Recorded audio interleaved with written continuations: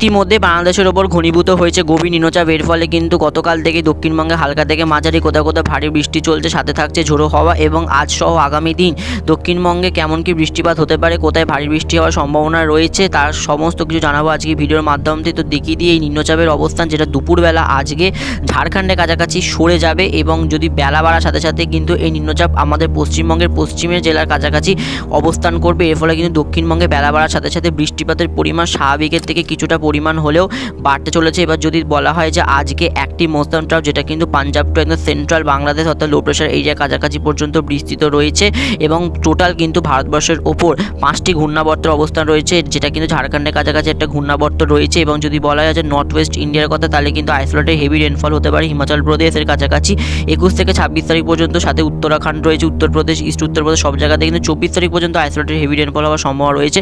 এবং যদি বলে উত্তর পূর্ব ভারতের কথা, তাহলে কিন্তু উত্তর পূর্ব ভারতে যত সব রাজ্যগুলো রয়েছে আসাম, মেঘালয়, মণিপুর সব জায়গায় কিন্তু 24 তারিখ পর্যন্ত বৃষ্টিপাত চলবে। এবং যদি বলে আজকের ওয়েদার সবথেকে বড় আপডেট যেটা রয়েছে, হেভি টু হেভি রেনফল হতে চলেছে উত্তর পূর্ব ভারতের সমস্ত জায়গায় কিন্তু 12 সেন্টিমিটার উপর বৃষ্টিপাত হতে চলেছে। তবে পশ্চিমবঙ্গে 12 সেন্টিমিটারের মতো বৃষ্টিপাত না হলে হালকা থেকে মাঝারি বৃষ্টিপাত চলবে। এবার হেভি টু হেভি রেনফল 7 সেন্টিমিটারের বেশি বৃষ্টিপাত হতে পারে কেরালার কাছাকাছি।